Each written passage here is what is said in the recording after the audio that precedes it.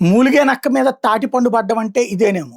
ఓ పక్కన Baloch rebels, తెహ్రీక్-ఈ Taliban పాకిస్తాన్‌తో విలవిలలాడుతున్నటువంటి పాకిస్తాన్‌కి ఒరిజినల్ తాలిబాన్‌లతోనే యుద్ధం జరిగి 430 మంది తాలిబాన్ ఫైటర్‌లని చంపేశామని పాకిస్తాన్ చెప్తే, 24 గంటలు తిరక్కముందే పాకిస్తాన్ సైన్యం తరపున ఉన్నోళ్ళని తాము బంధించిన వాళ్ళ వివరాలతో సహా డీటెయిల్స్‌ని వీడియోలు రిలీజ్ చేసింది ఆఫ్ఘనిస్తాన్.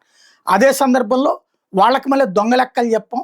మేము 120 మంది పాకిస్తాన్ సైన్యాన్ని లేపేశామని చెప్పింది.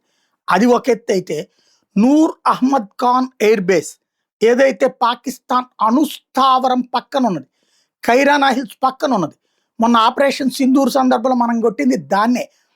ఆ ఖైరానా హిల్స్‌కి 30 కిలోమీటర్ల దూరం ఉంటుంది. ఖైరానా హిల్స్‌లో అణుస్థావరాలు ఉంటాయి.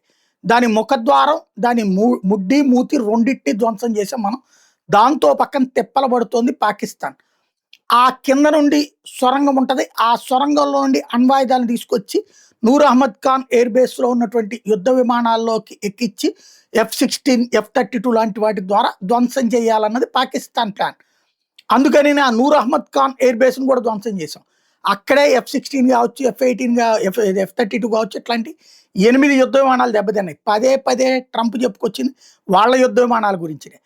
అలాంటి నూర్ అహ్మద్ ఖాన్ ఎయిర్ బేస్ మీద కొద్దిసేపటి క్రితం ఆఫ్ఘనిస్తాన్కి సంబంధించినటువంటి తాలిబాన్ల దళం దాడులకు పాల్పడింది. పెద్ద ఎత్తున డ్రోన్స్తో విరుచుకుపడింది.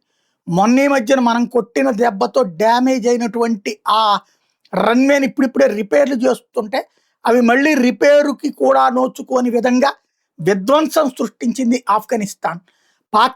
ఆఫ్ఘనిస్తాన్ యుద్ధం ఆగిపోయింది, తగ్గిపోయింది, వెనక్కిపోతున్నది అన్నటువంటి మాట వృధా.